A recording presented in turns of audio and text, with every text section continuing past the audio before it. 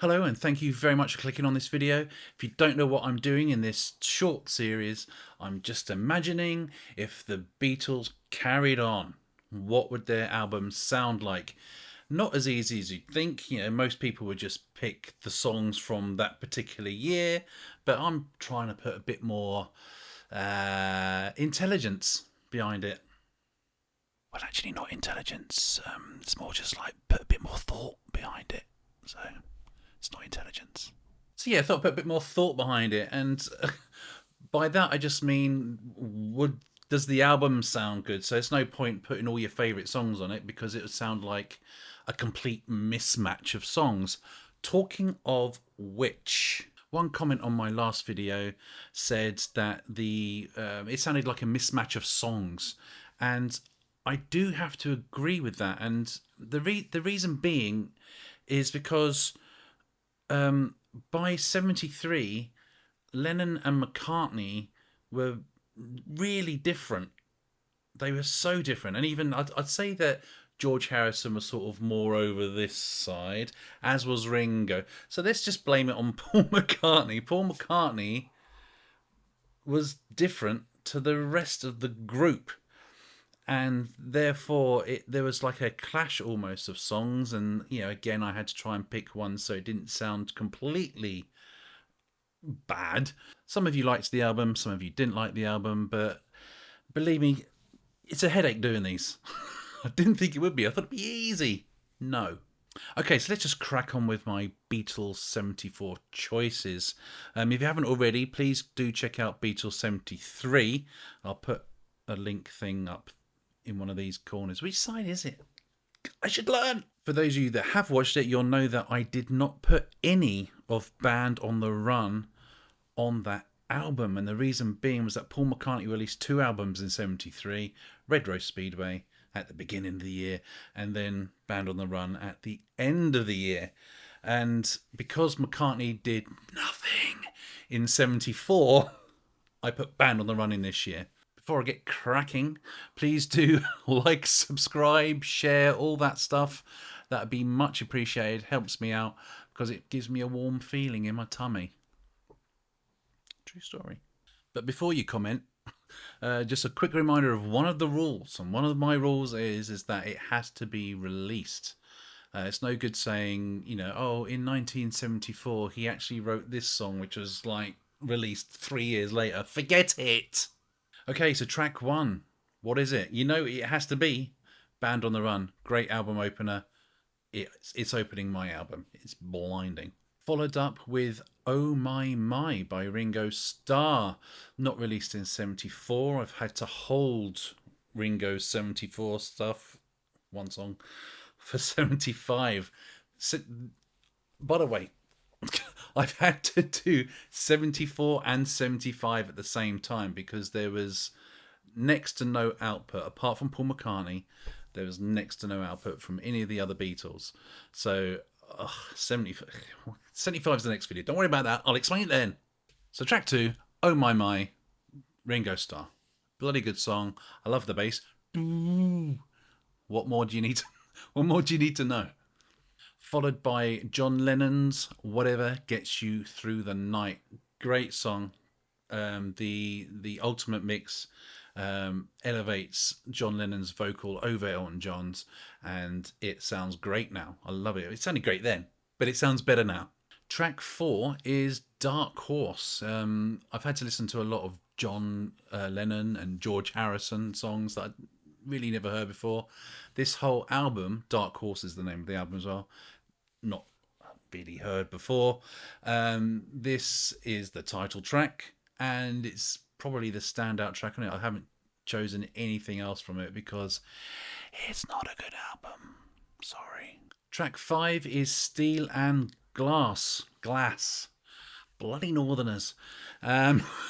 So I've always really liked this song. Before I heard it off of this album, I had heard it on his anthology box set, and I really like that version as well. This has, I keep calling it Yoko's influence, but it has those. I always think the strings in it are very Oriental. Can you say that? Oriental? I'll blur it out. Oh, it's too late. Shit. There's a few songs of Lennon's that have, that Japanese kind of feel to it. Steel and Glass, with the string arrangement, has that for me. Trying to dig out of a hole here, aren't I? What have I done? Track 6, and this would close out my A side of my imaginary LP. Let Me Roll It by Paul McCartney. I struggled so hard with the songs that I had to choose from McCartney because, shall I use that or shall I use that? Because there's like, for instance, and spoiler, this is also in 75. Mrs. Vanderbilt. Mrs. Vanderbilt, yeah. Just making sure I got it right. Bloody love that song, but it just didn't fit in the context of either of those albums. So I've had to leave it off. I'm bloody fuming. But Let Me Roll It does work, and it closes my A side. So the first track on my imaginary LP, we'll call it track 7, is number 9, Dream, John Lennon, opening up that B side. Again, with the it's just got a Japanese feel to it. Am I going crazy? I can't be, right? Am I being racist? That's the thing. You can never tell these days, can you? You might say the wrong thing, but I don't think I'm saying the wrong thing. I did say Oriental. That was pretty racist. Followed by track 8, Jet. I was unsure whether to include Jet or Helen Wheels. And Helen Wheels just lost. It's not on 75, by the spoiler. Shit. It's not. It's not on 75. It's not on this. Helen Wheels is a great rocker, but it just doesn't fit anywhere apart from a single, which it originally was, right? There you go. Does it even fit on the Band on the Run album these days? Because they've included it now, haven't they? Bloody hell. Would you have chosen Helen Wheels rather than Jet or any other song that I've chosen? Please let me know in the comments. This is followed by Living in the Material World by George Harrison. This song is really good and goes off on a tangent, and I never really listened to it before.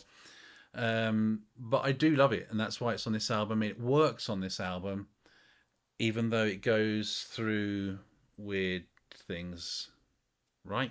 Am I thinking of the right song? I think I am.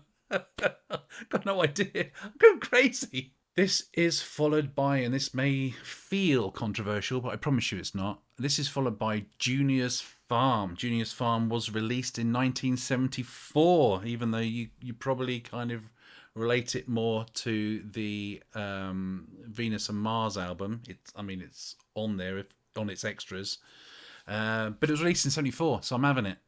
I'm having that over Helen Wheels. Should I have chosen Helen Wheels? I think Junior's Farm is the better song. The penultimate track on my LP is Nobody Loves You When You're Down and Out. I did struggle with this song, I've got to be honest, because I really like the album version, but I like the anthology version better. It's a bit more bare bones, and I think he sings it a bit more quieter. So when he, shouts, screams, sings louder, well, I get up in the morning and I'm looking in the mirror to see that bit. Oh, I need to get singing lessons. So I'm going with this version. They're both good versions. If you make this playlist yourself, thanks for playing along, interchange. It's up to you. But I like this version. So finally, the last track on my album is 1985. Great song. Got a great vocal on it. I have never liked, on the Band on the Run album, I've never liked the callback to Band on the Run right at the end of the song. I always thought it was a bit, what you done that for? Never liked it. And I was glad that when he officially released One Hand Clapping, that was removed. So imagine my own surprise when the version I've chosen is the one-hand clapping version from the archive collection, which still has the callback to Band on the Run. And the reason for that is it's because it's the last track, and I quite like the callback. It kind of worked for me this time. Oh dear. So that's it. I'm going to go and see what the hell's wrong in my brain. Please, guys, tell me what you think of my selection. Is this a good album? What would you call this album? That's more important. What would you call this album? Please do like and subscribe if you've made it this far. You might as well. Yeah, and I'll see you in the next one, which is Beatles 1975. That one was hard because there's nothing in 1975 apart from Venus and Mars. So yeah, I will see you in the next one. Yeah, you can go. You can go. Thanks for coming. Just do a little bit of. You don't have to stay for this. Just doing a bit of cleaning up. There's nothing to see here. Why are you? I mean, it's mental. Why are you still here? It's crazy.